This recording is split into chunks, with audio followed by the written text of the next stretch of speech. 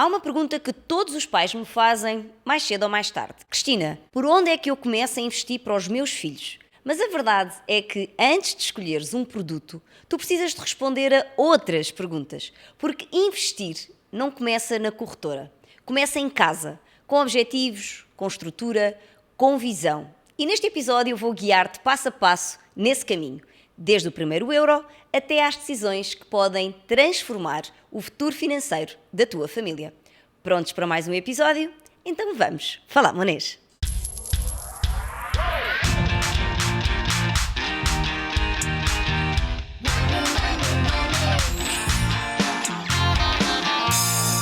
Vamos falar monês! Sejam muito bem-vindos a mais um episódio da terceira temporada do Vamos Falar Monês, o podcast que ensina a língua do dinheiro às crianças e adolescentes de uma forma leve, prática e profundamente transformadora. Eu sou a Cristina Judas, educadora financeira infantil, fundadora da eMoney, e hoje vou mostrar-te como dar os primeiros passos na jornada de investimento para os teus filhos. Porque investir para os filhos não é sobre procurar o melhor produto do mercado. É sobre visão, estrutura e, acima de tudo, intenção. Se estás à espera de uma lista mágica com os melhores produtos de mercado, este episódio não é sobre isso.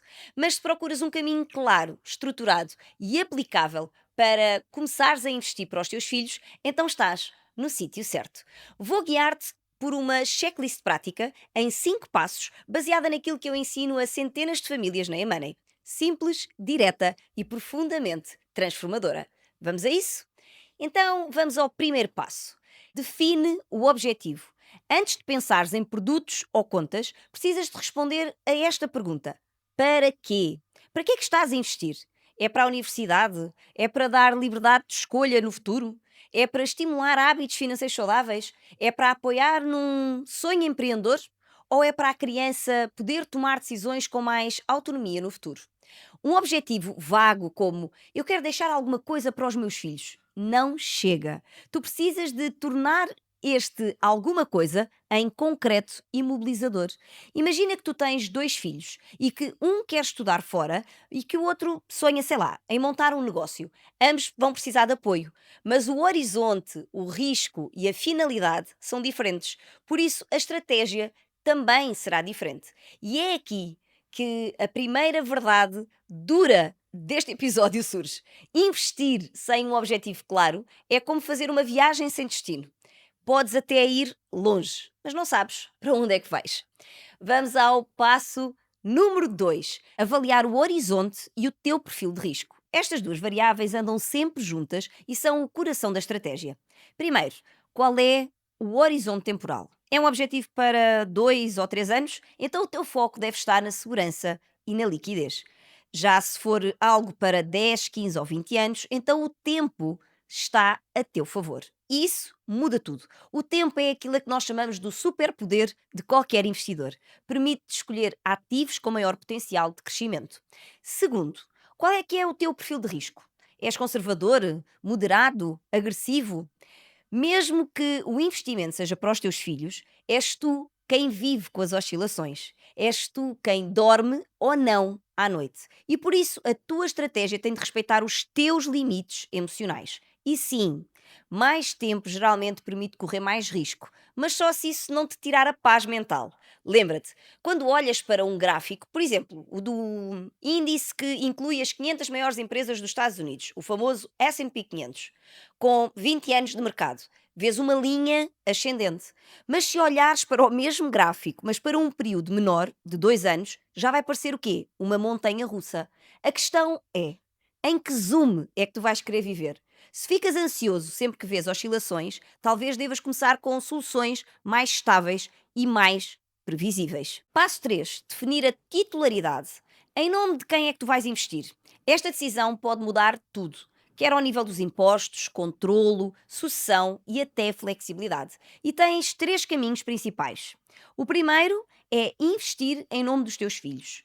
O segundo é investir em nome em teu nome e fazeres uma doação formal no futuro. E o terceiro é investir em teu nome com a intenção de doar, mas sem que haja esta formalização imediata. Mas, afinal, quais é que são as principais diferenças? Vamos aqui a alguns passos. Vamos ver aqui a primeira, que é a tributação sobre as mais-valias. Se tu investires em teu nome, vais pagar impostos sobre o crescimento ou então quando tu vendes. Isto aqui vai depender, obviamente, do tipo de ativo. Já se estiver no nome dos teus filhos, são eles que vão pagar no futuro, quando venderem. Mas se tu investires em teu nome e doares formalmente, tu podes travar a tributação sobre o crescimento acumulado até à data da doação e só contar para este efeito, portanto, para o efeito de crescimento, após a data da doação. Vamos ao exemplo prático. Imagina que tu compraste uma ação ou um ETF por 100 euros e que daqui a 10 anos tu vais fazer esta doação ao teu filho e que naquela altura o ativo vai valer 150 euros. E que o teu filho, ao fazer essa doação, é como se para ele o valor de compra fosse 150. Anos mais tarde, ele resolve vender esse mesmo ativo, mas ele, na altura em que vai vender, esse ativo já vale 200 euros. O que é isto de travar aqui a capital, ou a tributação sobre o crescimento? É que ele só vai pagar mais-valias sobre a diferença entre os 200 e os 150, que foi a data da doação. Isto para ativos mobiliários, ok? No entanto, em alguns produtos, como alguns PPRs que nós já temos a serem praticados em Portugal, vocês conseguem fazer a transferência direta de pais para filhos ou de avós para netos. Lembrando que é sempre importante, nesta situação em concreto, vocês consultarem as entidades gestoras para garantir que esta situação já é aplicável. Relativamente à questão do imposto de selo, as doações diretas entre pais e filhos estão isentas de imposto de selo, mas elas têm que ser devidamente formalizadas junto das finanças, tá? Já as transferências informais, portanto, sem um contrato de doação, podem, em algumas situações, ser juridicamente ambíguas, sobretudo em casos de falecimento. Quando falamos em controle sobre o dinheiro, se nós fizermos o investimento em nome dos filhos, o dinheiro passa a ser deles legalmente aos 18 anos e podem fazer com ele aquilo que eles quiserem. Se os teus filhos não estiverem preparados, isso pode tornar-se um problema real. Porque dar um carro sem saber conduzir, normalmente, não dá bom resultado. Já se os investimentos estiverem em teu nome, vais manter o controle total e és tu que decides quando, como e se entregas os ativos. Quando falamos em flexibilidade sucessória, se os investimentos estiverem em teu nome, isso permite-te ajustar os planos, proteger o património ou até mesmo adiar decisões até sentires que é o momento certo. Vamos agora falar da tributação anual. Se o investimento estiver em nome ou em teu nome, os rendimentos, portanto, os juros e os dividendos, entram na tua declaração de IRS. Já se estiverem em nome dos teus filhos, isso não interfere com a tua tributação, mas vais perder a possibilidade de poder deduzir ou até mesmo compensar com outras perdas. Não há aqui uma resposta certa para todas as famílias. O que existe são decisões conscientes com base nos vossos objetivos, perfil e estrutura familiar. E acima de tudo, o que funciona para uma família pode não funcionar para a tua. Se isto te está a ajudar a pensar com mais clareza, faz gosto, segue o canal e partilha este episódio com outras famílias. Afinal, somos todos agentes de mudança e o conhecimento só se multiplica quando é partilhado. Passo número 4. Escolhe o produto com base no tempo, no perfil e no objetivo. Agora sim, com o objetivo, o prazo, o perfil e a titularidade definidos, estás pronto para pensar em produtos. Mas atenção! Não escolhas com base no que está na moda. Escolhe com base na estratégia da tua família. Vamos aqui a alguns exemplos. Tens os depósitos a prazo ou as contas poupança, que trazem o quê? Uma segurança total, mas que rentabilidades muito baixas. E atenção que aqui a segurança total é sempre muito relativa. Não há nada 100% seguro. Mas isto só faz sentido para objetivos de curto prazo. E mesmo assim, acreditem que existem opções muito mais atrativas e agradáveis. Depois temos aqui os planos de PPR, os famosos planos de poupança e reforma, que são ideais para horizontes longos. Eles têm benefícios fiscais atrativos, especialmente à saída, pois quando nós usamos este instrumento para investir para os nossos filhos, nós não devemos utilizar os benefícios fiscais à entrada, no caso de estarmos a falar ou estarmos a investir em nosso nome para depois doar mais tarde. Já no caso de estarem em nome deles, vocês não vão usufruir de qualquer benefício, pois eles são menores. Mas aqui o que é que interessa lembrar? É que é sempre importante vocês verificarem a estrutura de comissões e se existe a possibilidade de doação futura sem a perda de benefícios, ok? Quando estamos a falar, podemos agora falar aqui de outro instrumento, que são os ETFs, ou até mesmo as ações individuais, que elas sim têm o quê? Têm um maior potencial de valorização. Por regra, podem ter, principalmente os ETFs, custos mais baixos e também os ETFs podem permitir aqui uma maior diversificação. No entanto, quando estamos a falar de ações individuais, elas já exigem um maior conhecimento e exigem então a utilização de uma corretora. Mas, obviamente, podem ser ótimos aliados para quem investe a longo prazo. Depois, falar aqui de um outro instrumento, que é os certificados da Forro, que são os produtos que são comercializados pelo Estado, são mais seguros, portanto, com rendimentos aqui mais previsíveis, mas também muito baixos, ideais para quem procura não correr riscos de mercado. Nos últimos tempos, e agora queria fazer aqui esta nota, porque uma das coisas que eu tenho visto acontecer nos últimos tempos é o que temos assistido ultimamente, é cada vez mais a uma afirmação taxativa que nos diz: investir em PPRs para os nossos filhos não é uma boa opção. Os ETFs é que são uma boa opção. E eu gostava de vos dizer aqui, sem paninhos quentes, porque é que esta afirmação, da maneira como está a ser feita, é intelectualmente perigosa. A pergunta que nós devemos fazer não é se PPRs ou ETFs. A pergunta adulta que deverá ser feita é: para quê? Em que horizonte? Com que controlo? Com que risco fiscal? Qual é que é o objetivo educativo? Porque a verdade é que quem responde ETF e ponto final está a reduzir o planeamento a um produto. Está, ao fim e ao cabo, a ignorar o enquadramento fiscal e jurídico, está a confundir flexibilidade com superioridade e muitas vezes está a projetar o seu próprio perfil de investidor numa criança e isso não é estratégia, é simplesmente projeção.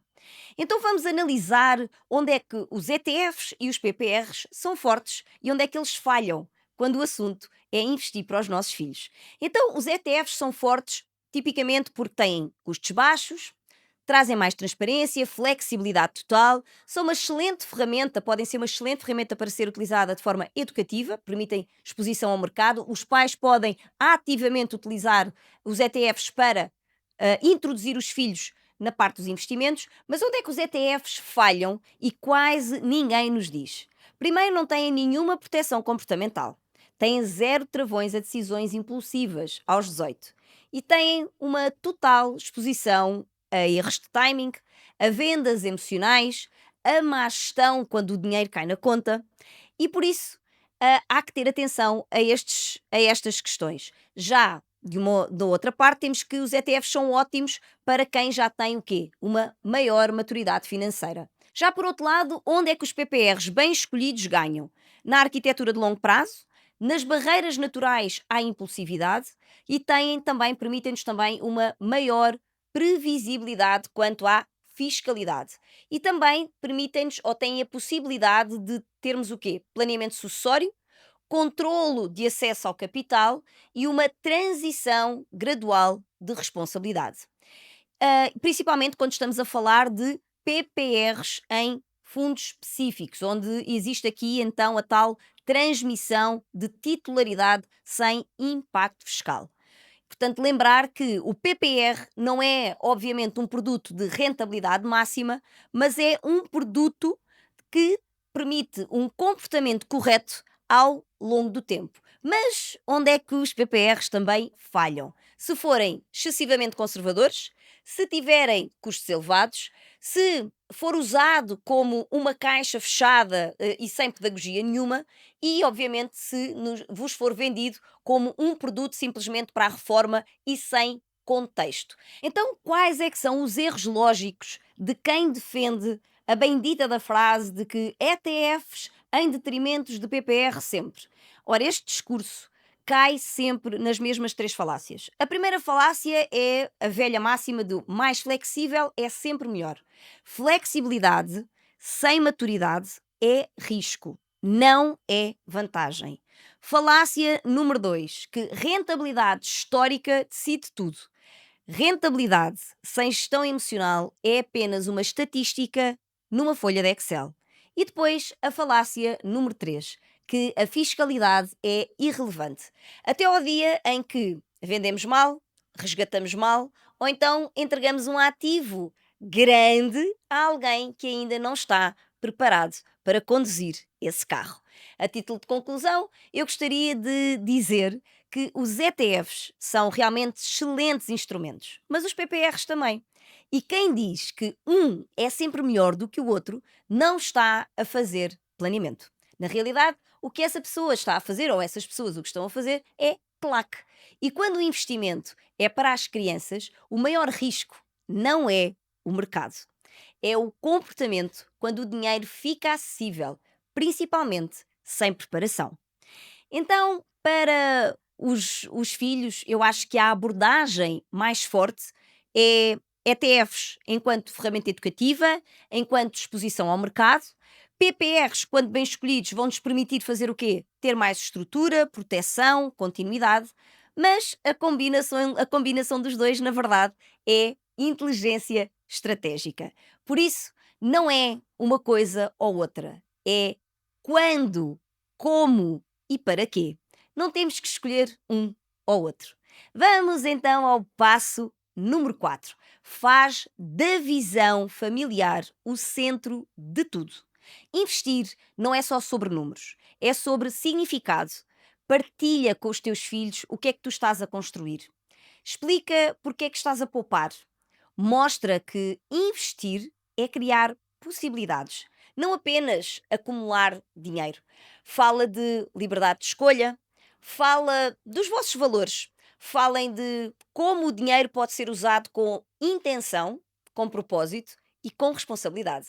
As crianças aprendem com histórias. E a história que estás a construir é uma herança invisível que vale muito mais do que dinheiro. Se quiseres uma síntese visual com a checklist para aplicares com a tua família, então aponta agora o telemóvel para o QR Code que vai aparecer na tela ou então vai à descrição deste episódio. Entretanto, faz gosto, segue o canal e partilha com mais famílias. Lembra-te ainda de me seguires nas redes sociais, que estão algures por aqui, para receberes mais informações e informações privilegiadas sobre educação financeira infantil. E já agora, para ficares a conhecer-me um pouco melhor. Hoje mostrei-te que investir para os filhos é muito mais do que abrir uma conta ou procurar um produto da moda. É construir uma ponte entre o presente e o futuro, com clareza, com intenção e com propósito. Então, para terminar, vamos rever juntos os 5 passos desta checklist. O primeiro, definir um objetivo. Para que é que estás a investir? Qual é que é o propósito que guia esta tua decisão? 2, analisa o horizonte, o perfil e a titularidade. Quanto tempo tens? Qual é o teu grau de conforto com o risco? E em nome de quem é que faz sentido investir? 3, escolhe produtos com base em estratégia, não em modas. Depósitos, PPRs, ETFs, certificados, cada um tem o seu papel. E o importante é saber quando e porquê usar. 4, faz da visão familiar o centro de tudo. Investe com sentido, conta a história por trás do investimento, constrói significado. E 5, mantém-te informado e revê o plano sempre que a vossa vida muda, porque a melhor estratégia é sempre aquela que acompanha a tua realidade. Se este episódio te trouxe clareza, faz gosto, segue o canal e partilha com outras famílias que também querem construir um futuro com mais liberdade e menos improviso. No próximo episódio, vamos falar de um tema que pode mudar tudo. a forma como educamos. Antes de falarmos de produtos, contas ou investimentos, nós precisamos de olhar para o que sustenta tudo isto: os valores, a relação emocional e a forma como educamos os nossos filhos para lidar com escolhas, limites e liberdade. Vamos explorar o impacto da disciplina positiva nas decisões financeiras, mostrar como aquilo que ensinamos no dia a dia prepara os nossos filhos para o futuro financeiro deles. Até lá, não te esqueças, vamos falar monês.